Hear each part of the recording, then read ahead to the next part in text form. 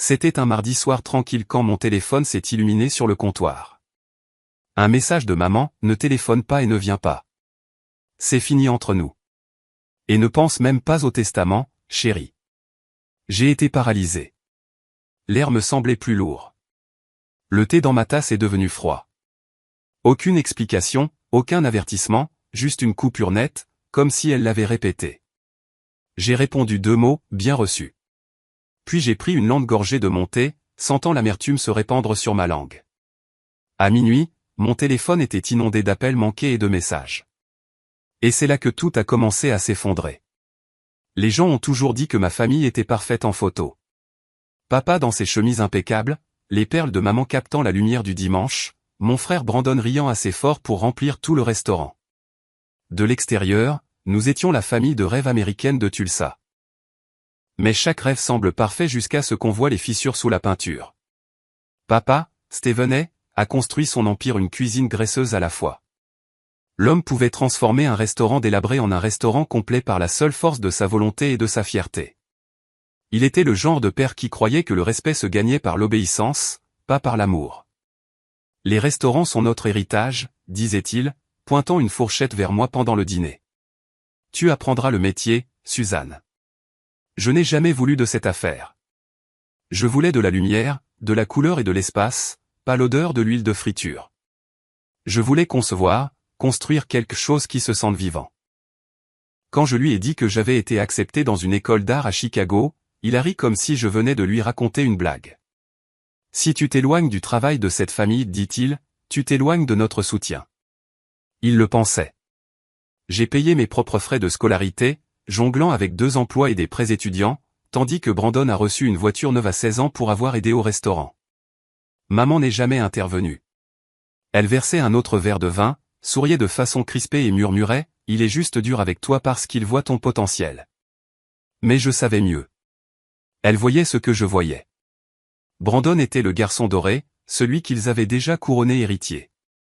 Les années ont passé.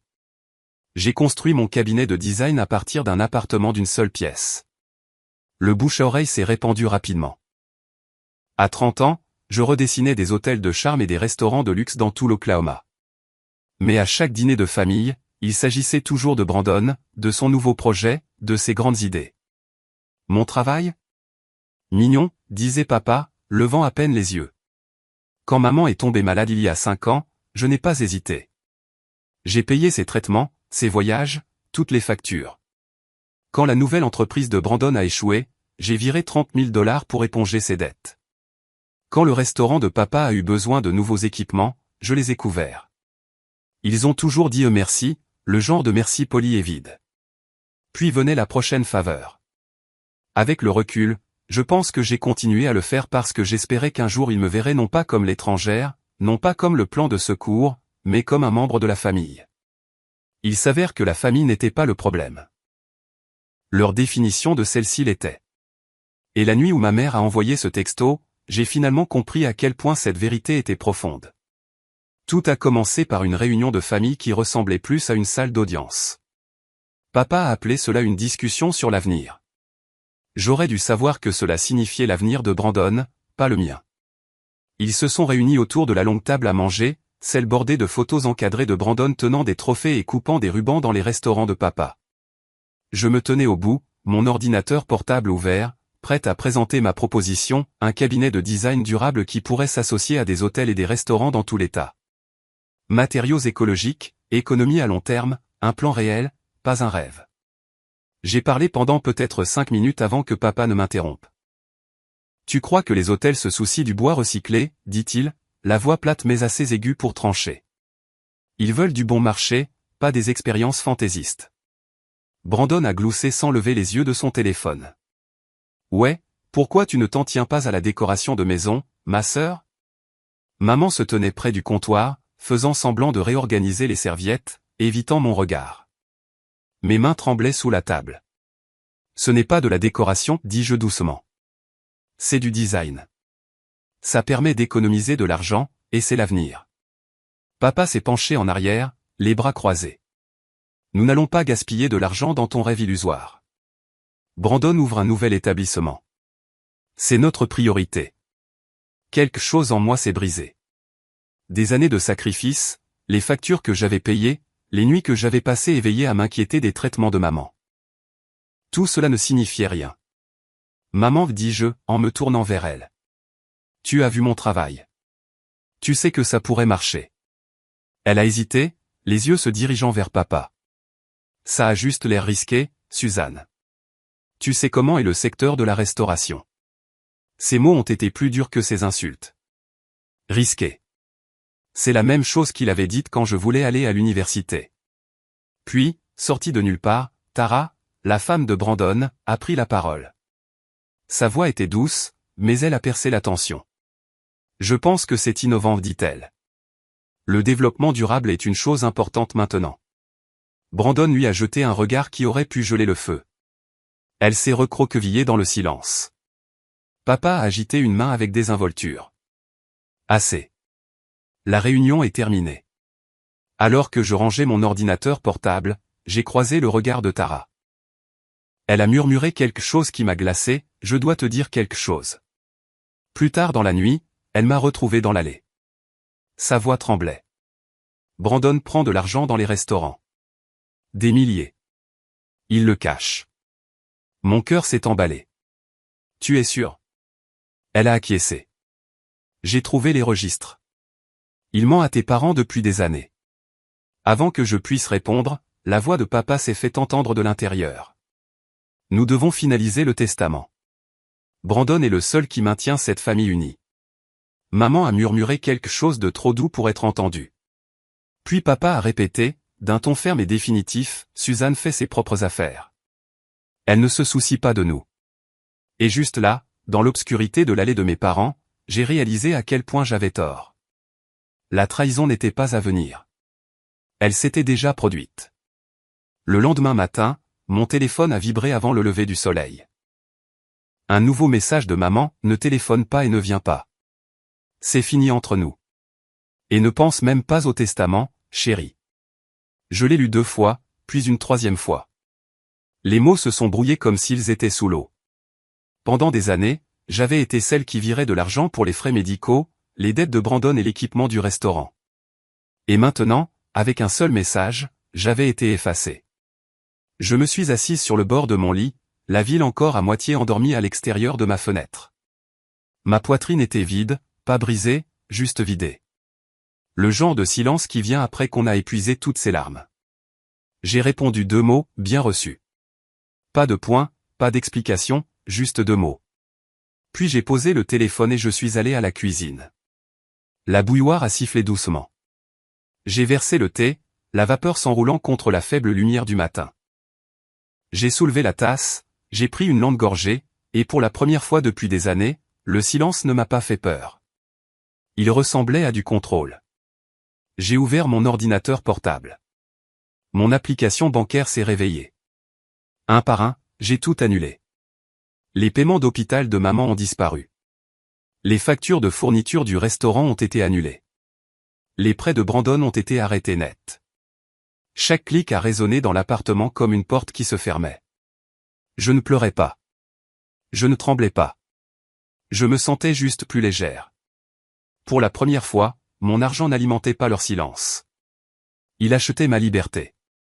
À midi, mon téléphone a commencé à sonner. Maman d'abord, puis papa, puis Brandon.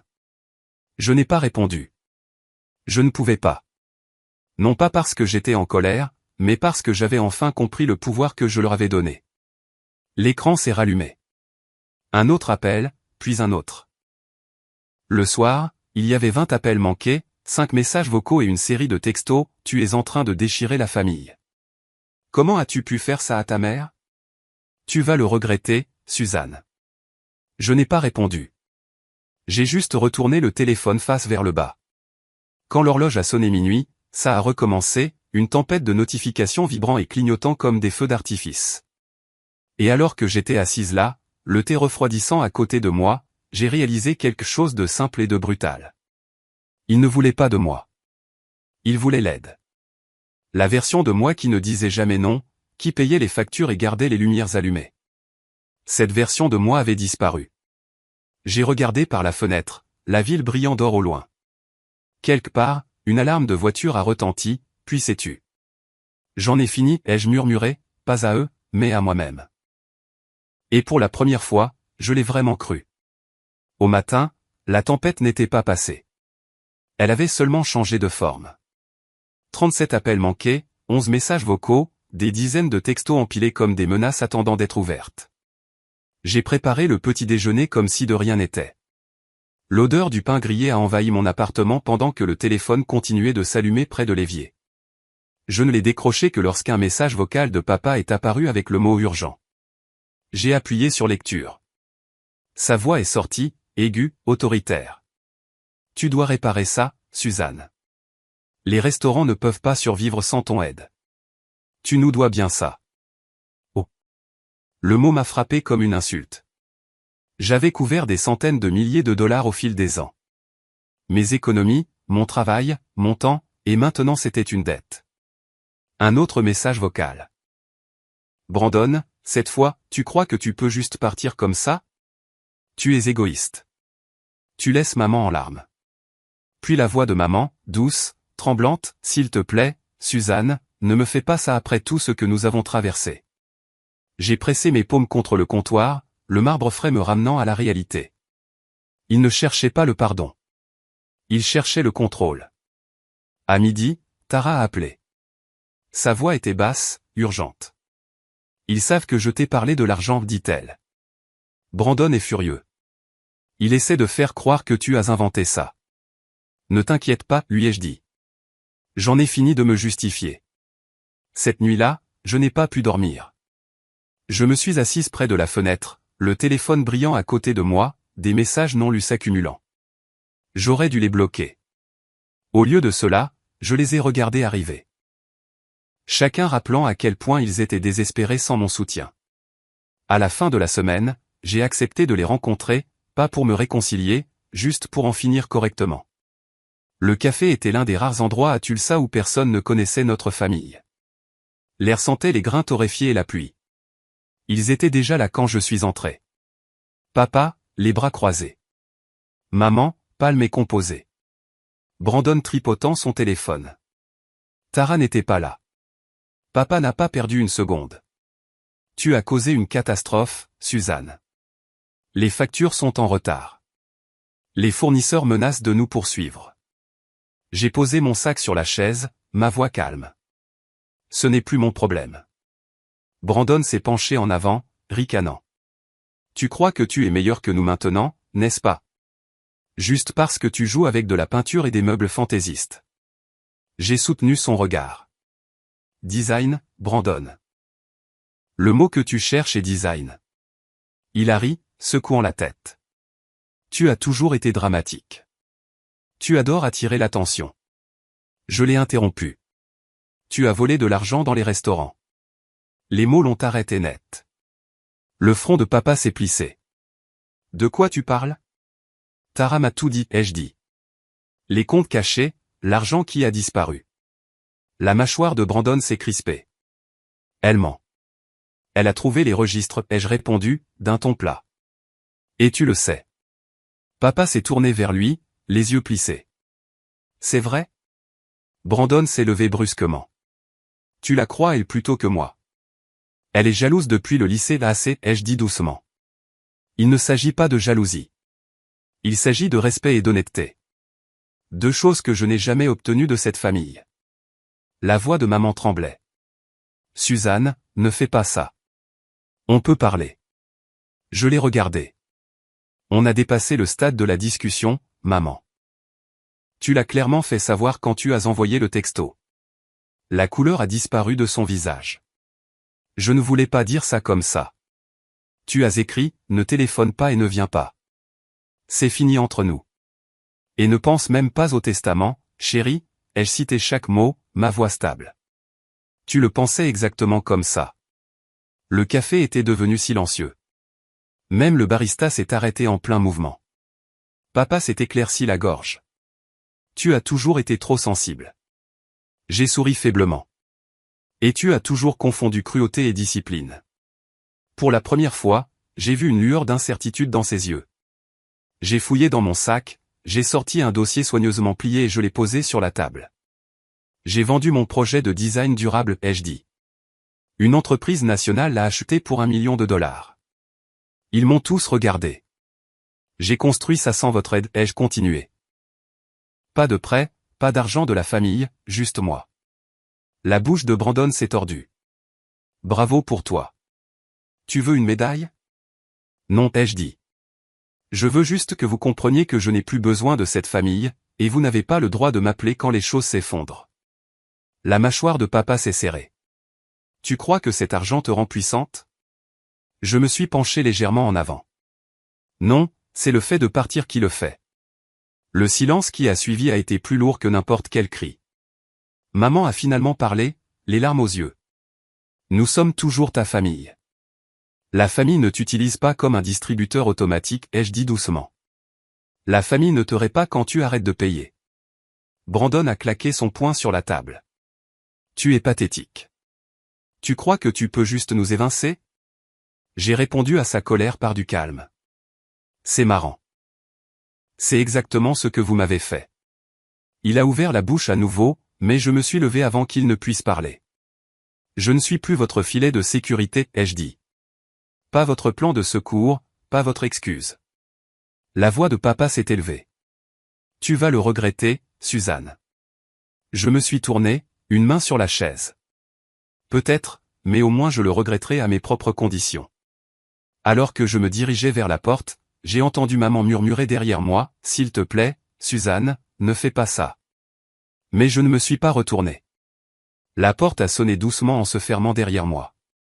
L'air extérieur était frais, le soleil bas à l'horizon, peignant la rue en or. Mon téléphone a vibré à nouveau dans ma poche, mais je l'ai ignoré. Quand j'ai atteint ma voiture, j'ai finalement expiré un souffle que je ne savais pas retenir.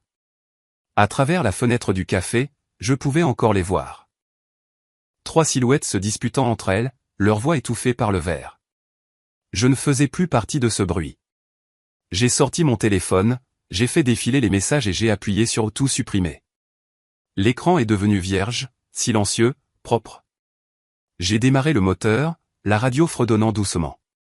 Pour la première fois, je ne m'éloignais pas d'eux. Je me dirigeais vers moi-même. 1 an plus tard, j'ai appris la nouvelle par des amis communs, pas par eux. Les restaurants avaient disparu. L'héritage familial que papa gardait comme une couronne s'était effondré sous le poids des dettes et des poursuites judiciaires. Les fournisseurs ont intenté des poursuites après avoir découvert les comptes cachés de Brandon. Papa a essayé de se battre, mais les chiffres ne mentaient pas. Le nom de Brandon est apparu dans le journal local à côté de mots comme fraude et détournement de fonds. Tara l'a quitté discrètement, déménageant à Dallas avec leur fille. Maman et papa ont vendu leur maison et ont déménagé dans un endroit plus petit à l'extérieur de Tulsa. Je n'ai pas ressenti de joie quand je l'ai appris. Juste un étrange calme lourd, celui qui vient après qu'une tempête a tout emporté et a laissé l'air propre. Mon entreprise s'était développée. J'ai ouvert un 2e bureau à New York, voyageant entre les villes, concevant des hôtels qui portaient mon nom sur des plaques de laiton. De temps en temps, je me retrouvais dans un hall que j'avais créé, des lumières chaudes, des lignes épurées, une musique douce. Et je pensais, c'est ce que c'est d'être chez soi quand on le construit soi-même. Un après-midi, assise près de la fenêtre d'un café à Manhattan, j'ai commandé le même genre de thé que j'avais bu cette nuit-là. La vapeur s'est enroulée dans la lumière du soleil, comme avant.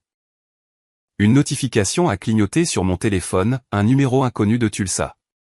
J'ai laissé sonner, le son s'estompant sous le doux jazz qui jouait au-dessus. J'ai souri, j'ai soulevé ma tasse et j'ai pris une lente gorgée. Le thé était toujours amer, mais maintenant je comprenais pourquoi.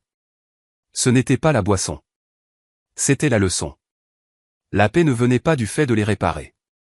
Elle venait du fait de les laisser tomber. Les gens me demandent parfois si je les regrette. La vérité? Je regrette la version d'eux que j'espérais toujours voir exister. Celle qui aurait pu m'aimer sans condition, sans étiquette de prix. Mais cette version n'a jamais existé en dehors de mon imagination. Maintenant, quand je pense à la famille, je pense à la paix. Le genre qui n'exige ni ne draine. Je pense au matin où personne n'appelle pour demander de l'aide. Et le silence signifie la sécurité, pas la punition. La famille n'est pas le sang, c'est le respect. Et le silence, quand il est choisi, peut être la forme de liberté la plus bruyante. Si vous avez déjà dû tracer une ligne entre l'amour et la survie, dites-moi dans les commentaires, je veux entendre votre histoire. Et abonnez-vous, car la prochaine histoire pourrait vous rappeler que partir n'est pas une faiblesse, c'est gagner.